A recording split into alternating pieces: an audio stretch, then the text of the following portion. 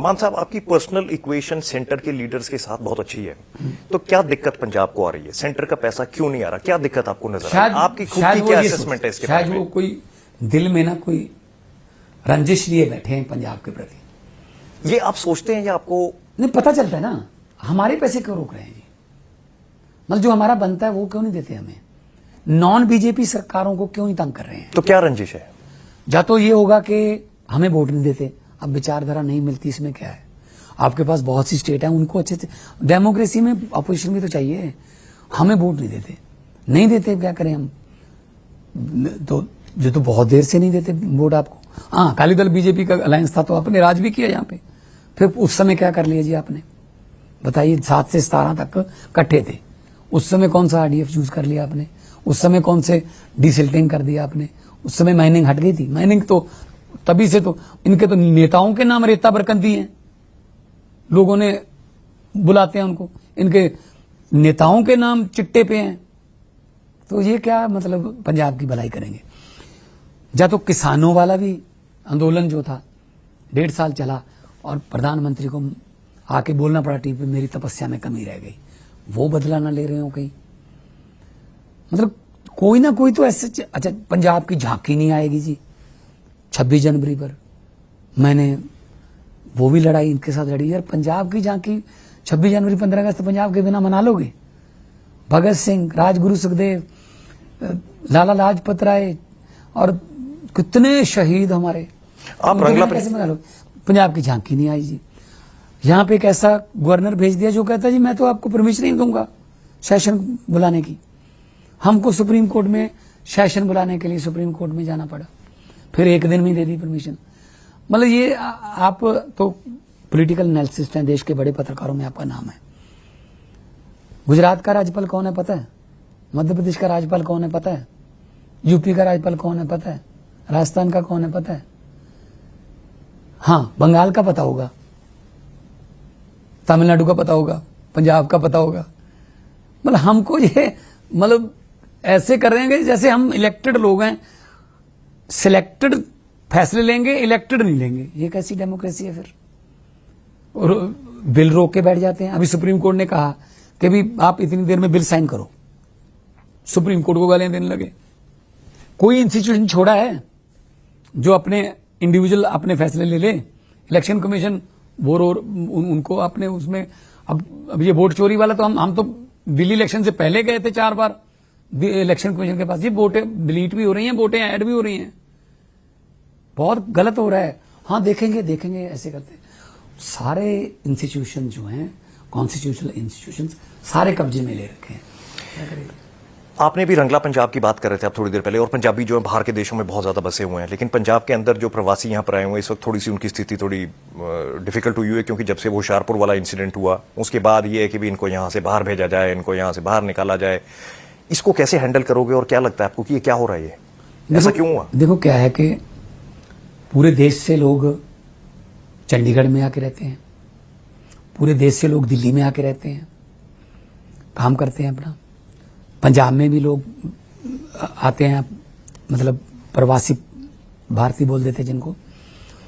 पंजाब के लोग, कलकत्ता में ट्रांसपोर्ट का बिजनेस है, छत्तीसगढ़ में बहुत बड़ा बिजनेस पंजाबियों का है, महाराष्ट्र में बहुत सी पंजाब, एक पूरा पंजाबी, कैलगरी में एक पंजाब है, वैनकूवर में बड़ा पंजाब है, टोरंटो में बहुत बड़ा पंजाब है, मेलबर्न में पंजाब है, सिडनी में एक पंजाब है, ओकलैंड में, न्यूजीलैंड में, हैमिल्टन में पंजाब है, लंदन में एक पंजाब है, पूरा स्ट्रीट ही पूरी पंजाबियों की। पूरी दुनिया में अनरेस्ट चल रहा है। वो कह रहे हैं इनको निकालो। लंदन में भी प्रदर्शन हो रहे हैं, ऑस्ट्रेलिया में हो रहे हैं, कनाडा में हो रहे हैं, वहां अनरेस्ट चल रहा है। अगर कोई लॉ ब्रेक करेगा, अगर कोई हिनीस क्राइम जैसे होशियारपुर वाला हुआ है वो करेगा, तो हम ये नहीं देखेंगे कि कहां का है ये, हम क्राइम देखेंगे, उसका सख्त से सख्त सजा मिलेगी, फास्ट ट्रैक पे मिलेगी। इस वक्त पंजाब मुश्किल दौर से, हैं जी, बहुत मुश्किल दौर से, हाँ मुश्किल दौर से गुजर रहा है। तो उसमें जो आपका एक चुनावी वादा था कि 1100 रुपए आप महिलाओं को देंगे, कब तक देने की उसकी उम्मीद? अगले बजट से पहले, 26 का बजट, मार्च से पहले। ठीक है, क्योंकि 5 साल के लिए वादे, कई गारंटियां तो हमने वो भी पूरी कर दी जो हमने दी नहीं थी।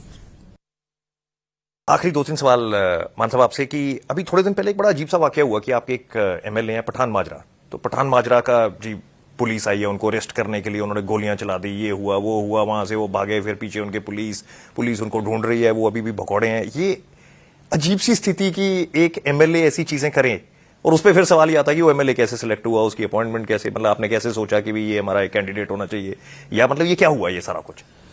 देखो क्या है कि पार्टी नहीं है हमारी, पार्टी में अपनी तरफ से तो हम सच्चे बंदे अच्छे बंदे चूज करते हैं। कौन पार्टी चाहेगी कि हम किसी गलत बंदे को टिकट दें और उसको जिताएं भी, उसके लिए रैलियां भी करें।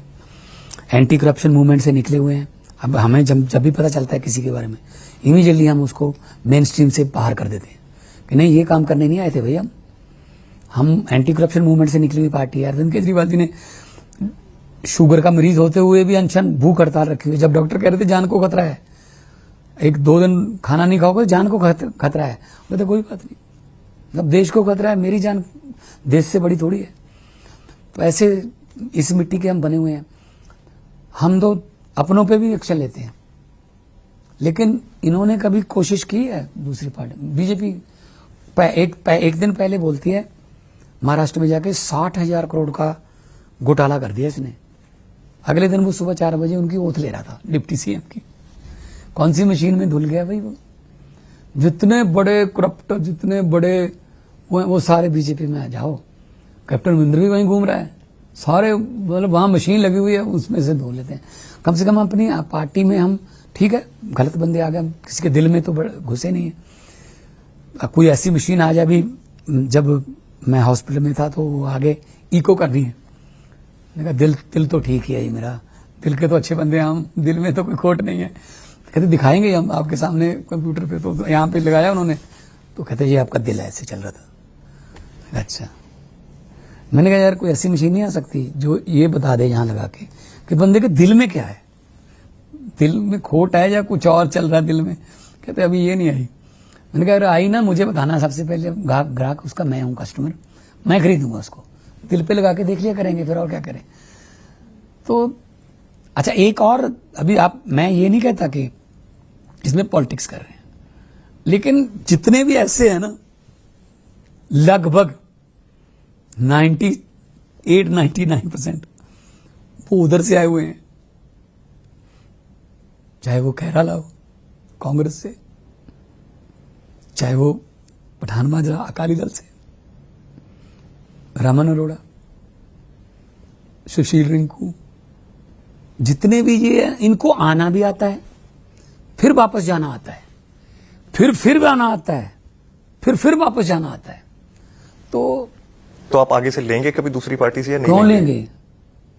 अब हमारा अपना पार्टी 12 साल पुरानी पार्टी, हमारा अपना अच्छे लोगों का काफिला तैयार हो जाएगा, कोई ऐसी बात नहीं है। पार्टी का स्वभाव भी पता चलेगा, फिर आएंगे भी नहीं।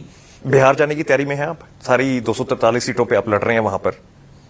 नहीं, वो तो हमारे कार्यकर्ता वहां पे हैं, तो नेशनल पार्टी है तो हमें हाजिरी तो ईवीएम में तो रहना ही रहना है। तो सोर्सेज हुए तो जाएंगे, सोर्सेज नहीं हुए तो कोई बात नहीं। गुजरात में हमारे एमएलए हैं 5, गोवा में हैं, मध्य प्रदेश में हमारे मेयर है, 7 हमारे यहाँ से राज्यसभा में है, 3 हमारे लोकसभा में है, 3 दिल्ली से राज्यसभा में है। तो फुल स्टेट में सरकार है। 10-12 साल की पार्टी की बहुत बड़ी अचीवमेंट है ये, बहुत बड़ी। नेशनल पार्टी बनना बहुत बड़ी बात है जी। तो पंजाब में एससीडी बीजेपी के अलायंस में कुछ नजर आता है आपको कि वो अलायंस होएगी? आप पंजाब को बड़े ध्यान से और बड़े करीबी तरीके से देख रहे हैं। पहले तो अकाली दल का तो मुझे एससीडी का तो पता चल जाए ना, कौन असली है कौन नकली है। एससीडी के 3 टुकड़े हो गए, फिर बात करना ना वो बीजेपी वाले करेंगे या नहीं करेंगे।